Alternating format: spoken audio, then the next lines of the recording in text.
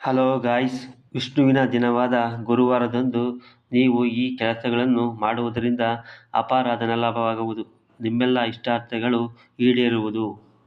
ಸನಾತನ ಧರ್ಮದಲ್ಲಿ ಗುರುವಾರದಂದು ದೇವಾದಿದೇವನಾದ ವಿಷ್ಣುದೇವನನ್ನು ಮತ್ತು ಬೃಹಸ್ಪತಿ ದೇವನನ್ನು ಪೂಜಿಸಲಾಗುತ್ತದೆ.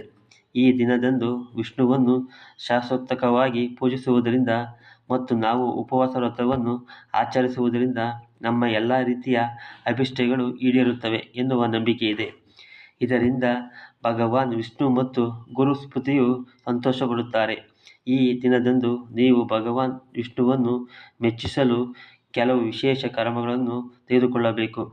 ಈ ರೀತಿ ಮಾಡುವುದರಿಂದ ನೀವು ಹಣದ ಲಾಭವನ್ನು ಪಡೆಯುತ್ತೀರಿ. ಹಾಗಾದರೆ ಗುರುವಾರ ನಾವು ಏನು ಮಾಡಬೇಕು ನೋಡೋಣ. ಬಾಳೆ ಗಿಡವನ್ನು ಪೂಜಿಸಿ. ಗುರುವಾರದ ದಿನದಂದು ಬಾಳೆ ಗಿಡವನ್ನು ಪೂಜಿಸುವುದು ಅತ್ಯಂತ ಮಂಗಳಕರವೆಂದು ಹೇಳಲಾಗುತ್ತದೆ.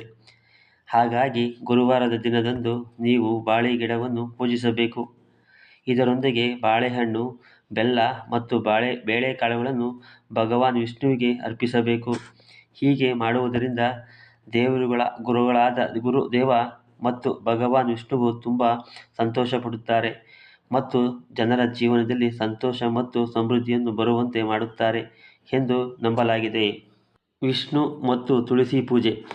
ನೀವು ಹಣಕಾಸಿನ ವಿಚಾರದಲ್ಲಿ ಸಮಸ್ಯೆಗಳನ್ನು ಎದುರಿಸುತ್ತಿದ್ದರೆ ಅದರಿಂದ ಮುಕ್ತಿಯನ್ನು ಪಡೆದುಕೊಳ್ಳುವುದಕ್ಕಾಗಿ ಗುರುವಾರದ ದಿನದಂದು ಭಗವಾನ್ ವಿಷ್ಣು ಮತ್ತು ತಾಯಿ ತುಳಸಿಯನ್ನು ಪೂಜಿಸಬೇಕು. ಇದರೊಂದಿಗೆ ತುಳಸಿ ಗಿಡದ ಬೇರನ್ನು ಗಂಜಲದಿಂದ ತೊಳೆದು ಹಳದಿ ಬಟ್ಟೆಯಲ್ಲಿ ಕಟ್ಟಿ ಸುರಕ್ಷಿತವಾದ ಸ್ಥಳದಲ್ಲಿ ಇಡಿ. ಇದು ನಿಮ್ಮ ಆರ್ಥಿಕ ಪರಿಸ್ಥಿತಿಯನ್ನು ಸುಧಾರಿಸುತ್ತದೆ ಎನ್ನುವ ನಂಬಿಕೆಯಿದೆ. ಗುರು ಬಲಕ್ಕಾಗಿ ಹೀಗೆ ಮಾಡಿ. ವ್ಯಕ್ತಿಯ ಜಾತಕದಲ್ಲಿ ಗುರು ದುರ್ಬಲ ಸ್ಥಾನದಲ್ಲಿದ್ದರೆ ಗುರುಗ್ರಹವನ್ನು ಬಲಪಡಿಸಲು ವ್ಯಕ್ತಿಯು ಗುರುವಾರದ ದಿನದಂದು ಬಾಳೆ ಗಿಡವನ್ನು ಪೂಜಿಸಬೇಕು. ಈ ದಿನ ಬಾಳೆ ಗಿಡದ ಬೇರನ್ನು ಹಳದಿ ಬಟ್ಟೆಯಲ್ಲಿ ಕಟ್ಟಿ ನಿಮ್ಮ ಬಳಿ ಇಟ್ಟುಕೊಳ್ಳಿ. ಹೀಗೆ ಮಾಡುವುದರಿಂದ ನಿಮ್ಮ ಜಾತಕದಲ್ಲಿ ದುರ್ಬಲ ಗುರುವಿನ ಸ್ಥಾನವು ಬಲಿಷ್ಠವಾಗುವುದು. ಗುರು ದೋಷದಿಂದ ನಿಮಗೆ ಮುಕ್ತಿಯನ್ನು ಸಿಗುವುದು. ಹಣದ ಲಾಭಕ್ಕಾಗಿ ಹೀಗೆ ಮಾಡಿ. ಗುರುವಾರದ ದಿನದಂದು ಭಗವಾನ್ ವಿಷ್ಣುವಿಗೆ ತುಳಸಿ ಮಂಜರಿಯನ್ನು ಅರ್ಪಿಸಿ. ಅದರ ನಂತರ ಈ ಮಂಜರಿಯನ್ನು ಹಳದಿ ಬಟ್ಟೆಯಲ್ಲಿ ಕಟ್ಟಿ ಬಳಿಕ ಅದನ್ನು ಸುರಕ್ಷಿತವಾದ ಒಂದು ಸ್ಥಳದಲ್ಲಿ ಇಡಬೇಕು. ಹೀಗೆ ಮಾಡುವುದರಿಂದ ಆದಾಯ ಹೆಚ್ಚಾಗುತ್ತದೆ ಮತ್ತು ಆರ್ಥಿಕ ಲಾಭ ಸಾಧ್ಯತೆ ಹೆಚ್ಚುತ್ತದೆ ಎಂದು ಹೇಳಲಾಗುತ್ತದೆ.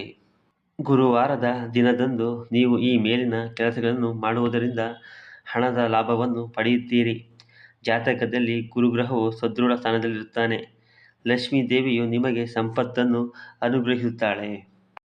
ಹಲೋ ಗಾಯ್ಸ್, ಈ ವಿಡಿಯೋ ನಿಮಗೆ ಇಷ್ಟವಾದರೆ ಸಬ್ಸ್ಕ್ರೈಬ್ ಮಾಡಿ, ಪಕ್ಕದಲ್ಲಿ ಇರುವ ಬೆಲ್ ಐಕಾನನ್ನು ಒತ್ತಿ ಆಲ್ ಅಂತ ಸೆಲೆಕ್ಟ್ ಮಾಡ್ಕೊಳ್ಳಿ ಮತ್ತು ನಿಮ್ಮ ಗೆಳೆಯರಿಗೆ ಶೇರ್ ಮಾಡಿ ಹಾಗೂ ಈ ಒಂದು ವಿಡಿಯೋಗೆ ಲೈಕ್ ಮಾಡಿ ಮತ್ತು ನಿಮ್ಮ ಅನಿಸಿಕೆ ಅಭಿಪ್ರಾಯವನ್ನು ಕಮೆಂಟ್ ಮಾಡಿ.